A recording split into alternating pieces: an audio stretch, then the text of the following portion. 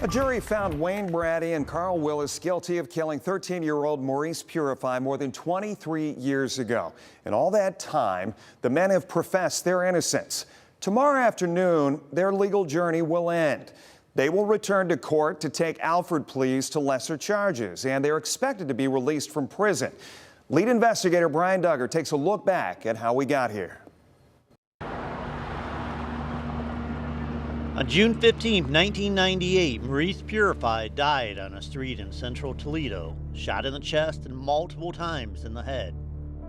He was full of life. He always had, always make you laugh. I don't care what. You never knew when he was mad. Carl Willis did have firearms on his person. After 26 hours of jury deliberations, Brady and Willis were convicted of his death. It was like my spirit fainted. Away from or inside my body. You know what I mean? Like I was standing there, but it was just like my spirit just. Carl Willis. Yes, how you doing? All right. Carl Willis is an innocent man. I done had no ties to this case, don't have no ties to this case.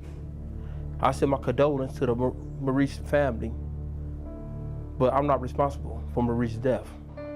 In 2019, 11 investigators got involved in the case. What we found was no evidence linking the men to the killing, no reliable witnesses, no motive, little defense from their appointed attorneys. Other suspects were let go. It was such a thin case that lead detective Bart Beavers said prosecutors accomplished the unthinkable. Our months-long investigation was enough to convince the jury foreman that there needed to be another trial. Having read back through everything, seeing the recanting and testimony, seeing some of the things that weren't presented back then, some of the evidence that's missing, you know, finding out about a lot of different things, I personally would love to see them get another opportunity to plead their case. Only one person, Travis Slaughter, was willing to say the men were involved.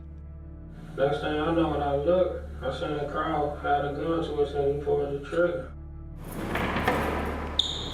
In return, he was given a plea deal in the killing and an unrelated rape. And after our story aired, he told us it was all a lie. Did you kill Maurice Purify? No, I did not kill Maurice Purify. Were you with anyone who killed Maurice Purify? No, I was not. Or to the best of your knowledge, did Wayne and Carl have anything to do with the death of Maurice Purify? No, they did not. No, Wayne and Carl did not have anything to do with the killing of Maurice Purify. In that interview, he punched the biggest hole in the prosecution's case. At the time of the murder, he said the men weren't even in contact because of a fight and falling out over clothes. And all three men, separated for more than 20 years, told the same story. And he said it explained his lie to police. So you hated him at that point? Yeah. You were really angry with him, yes, and you wanted I was very to get upset. back. I was, you know. At 17 years old, I'm like, I'm gonna get him. Ultimately, that interview with Travis Slaughter became part of the motion for a new trial. And that push eventually became the reason that the prosecutor's office reached out with this deal. Tomorrow afternoon, that deal should take place, and Wayne Brady and Carl Willis should walk free at last. Reporting in Toledo, it's Brian Duggar for WTOL 11. Dark pleas, they sound menacing, and they can be if you're a prisoner who's been wrongfully convicted. Go home to your family, but forever be labeled a felon. It's an excruciating choice. Lead investigator Brian Duggar digs into these post-conviction deals that have one Ohio Supreme Court justice calling for change.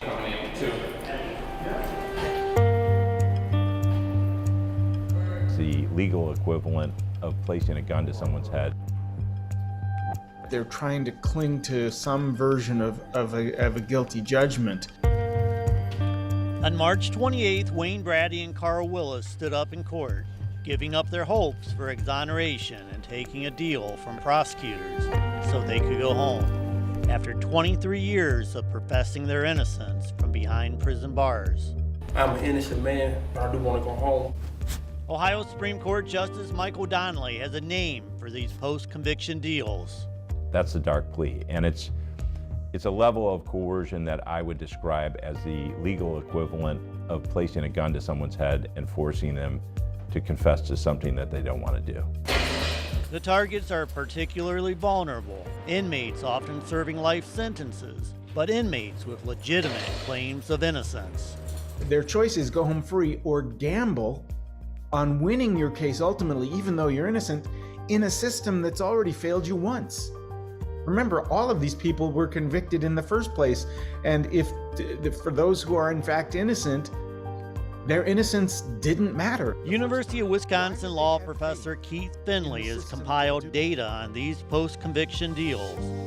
In cases where inmates have strong claims of innocence, like Brady and Willis, prosecutors offered deals 23% of the time. That's an extraordinarily high rate, because that means those are the cases where they're agreeing to vacate the conviction, or where the conviction has already been vacated based on new evidence of innocence, and yet they're trying to cling to some version of a guilty judgment. There have been 4 deals in Lucas County in the past year that would qualify as dark pleas under Justice Donnelly's definition.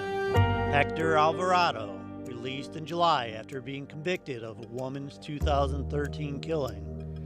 Brady and Willis, released in March. They are in prison for a 1998 killing. And Stoney Thompson, released in November after being granted a new trial for 3 2006 murders. All 4 men professed their innocence and had strong cases to prove it. All 4 gave up their right to fight for exoneration, and they gave up an opportunity to receive compensation from the state. My client was shot at... Thompson's lawyer, Michael Stahl, says it was an understandable choice for his client. We talked to him about it, and he wanted to do it. What's the right answer to that? I don't know what I would do in those shoes. You know, it's like you have a chance to go have a life again. In Brady and Willis's case, prosecutor Julia Bates told the court it was time to end the legal fighting. And I think sometimes, Judge, the case needs closure. I think sometimes the case needs to be over. But Justice Donnelly says it's important to question why a prosecutor offers a deal at any point in the post-conviction process, a conviction they are still defending.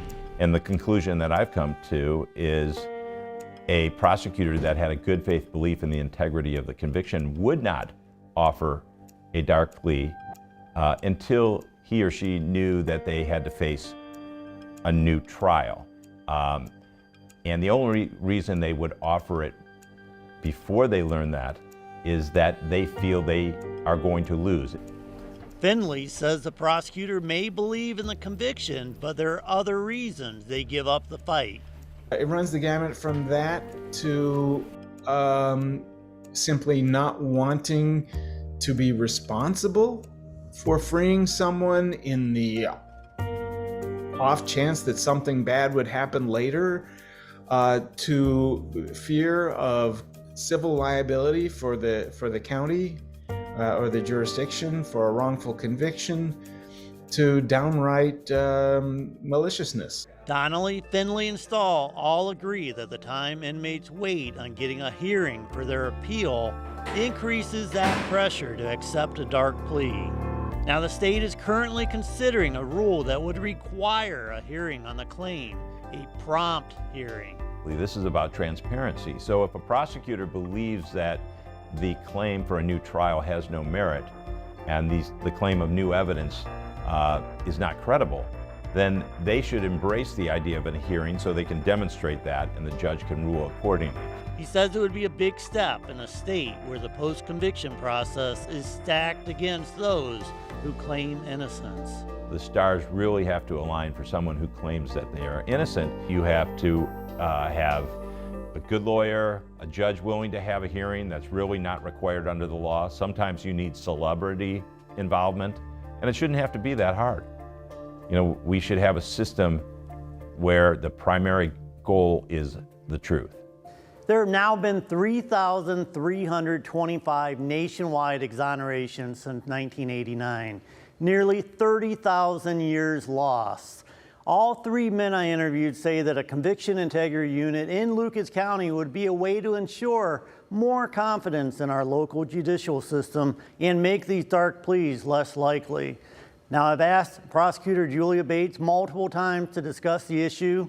She has not responded, and she also did not respond to a request for comment for this story. Reporting in studios, Brian Duggar for WTOL 11.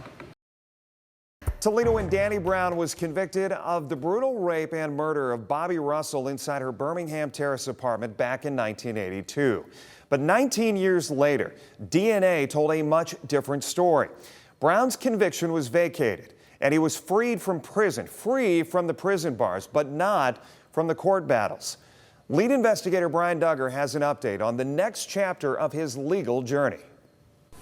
For more than 20 years, Danny Brown has fought to hear a court say that he was wrongfully imprisoned, a designation that would allow him to receive more than $1 million from the state of Ohio. And for more than 20 years, Lucas County Prosecutor Julia Bates has blocked his attempts. Now, because of a change in Ohio law, his exoneration goal could be in sight. Carl Willis, Wayne Brady, Eric Misch, Willie Knight, and Stoney Thompson. Men who have all recently gone to court to prove they're wrongfully convicted in Lucas County. I don't think it should have come to this, but it has. But none of them have spoken louder than Danny Brown. They know I'm innocent. They made it up. That's all I can say, because I'm purely innocent. In 1982, a jury convicted Brown of raping and killing Bobby Russell, largely because of an ID from her 6-year-old son. In 2001, DNA indicated that another man, Sherman Preston, was behind the crime, and Brown's conviction was vacated. I feel elated at this point. You know, just hope the justice is done and the killer of Bobby Russell is captured and I'm released and this is over with. When Brown was freed, he became the standard bearer for those in the county with claims of innocence. Danny Brown opened up the eyes and the doors for a lot of us, but at the same time, he came home with so much trauma, so much baggage from all those years of being wrongly convicted. Since being elected in 1996, Julia Bates has not exonerated a single defendant and continues to say Brown is a suspect. If you're released because you're convicted. According to his attorney, her resistance was a hurdle for Brown until 2019. The General Assembly did something that, frankly, they should have done a long time ago, and they made some changes to the wrongful conviction compensation law. One of the major changes was they took away the ability of a prosecutor to prevent compensation by just saying it's an open case, or by just saying this person's still a suspect. Under the old law, that used to stop a claim. That's why they're fighting so hard. So in June, Brown will have a civil trial trying to win a wrongful imprisonment designation. If he does win, the Ohio Court of Claims will decide on compensation. We are very confident in Danny's case, and we see what it seems everybody else besides the state or the prosecutor has seen. But Brown has been burned before. The police immediately targeted him in the days after the killing because Russell's son said he was in the home and he was friends with Russell. Then he made a decision he still regrets. I told my friend, hey, they think I killed this girl. You come on, take me down to the police station. And so that's you went down to the police station voluntarily. That's what I did. I went straight to the police, had my friend. And I said, man, because I wasn't going to wait another minute. And he says he made a second mistake, talking to the police and guessing when he was asked about his exact whereabouts on the night of the murder. That's the wrong thing to do with the police, because they can turn anything around. So I did that, but I was in the company about 50 or 60 people within the entire framework when the murder was happening. So it was no way possible I could have did the murder. He was so convinced of his innocence that he shut down talk of a plea deal from his lawyer. Don't even write me. Don't even say that to me. Don't even speak those words to me. a plea deal because it ain't happening. I always held on to the fact that, hey, I didn't do this. There ain't no way they can do this, but I was mistaken. I kind of went into shock after the verdict. I kind of had a mini breakdown. Even after his release, the anger ate him up. His blood pressure skyrocketed. I almost died 3 times, 3 strokes I had. He says he found peace in spirituality and in his mission to help others. To give hope to the people that don't think they got no hope, because I felt that way. I felt that, you know, I've been through pain. So I can tell people, you know, it ain't what you think, it's just what you believe. Danny has been such an advocate for a great part of his life since his release, and seeing how passionate he is about that cause and seeing what he has tried to do to bring attention to a problematic system just makes us really thrilled to represent him. Knighton and Brown believe changes are coming in Lucas County. Multiple cases are being heard on innocence claims. Together with the Ohio Public And now Lourdes University is beginning a program to review other claims. Lucas County is realizing that, you know, y'all not exempt. There are wrongful convictions happening in other counties, why not here? Hallelujah! It's a new age coming. You know, the prosecutors can't keep doing it. Just based on their actions, they can bring doom on the world, but they're not. Because the world is changing, because things are evolving.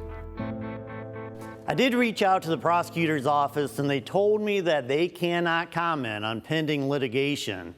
A case like Danny Brown's is one reason advocates continue to push for a conviction integrity unit in Lucas County. Now in June, Pete Gerken pledged to us to make this happen. So far, I've heard nothing else from the county commissioner, but I continue to keep you updated on Brown's case and also the push for a conviction integrity unit in our area. Reporting in studio, this is Brian Duggar for WTOL 11.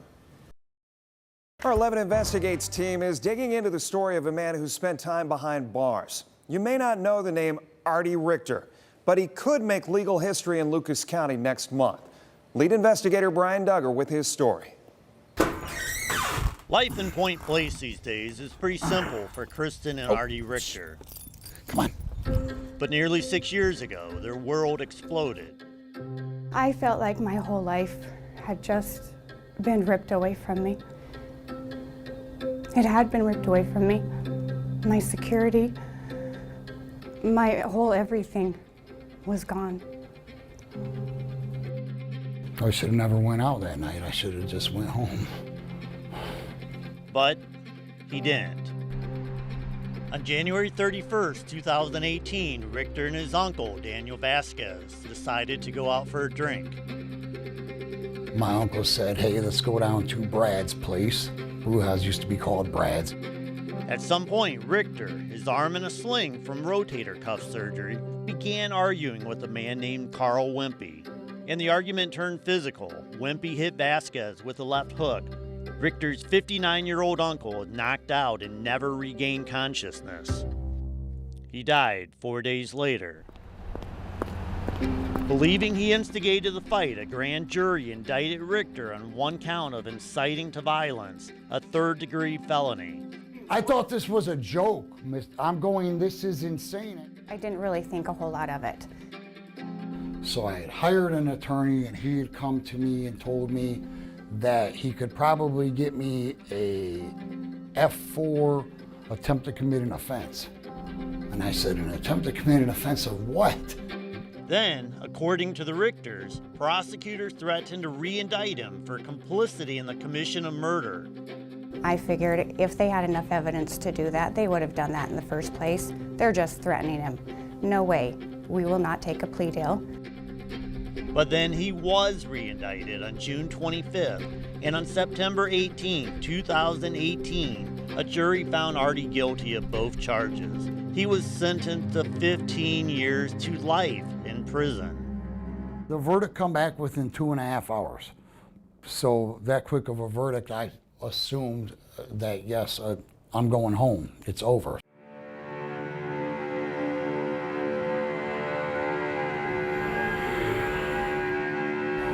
When the guilty verdict was read, I said, I'm in complete shock. He called me on the phone and I was standing outside of the courtroom, and all we could say is, oh my God, what just happened? Oh my God, what just happened?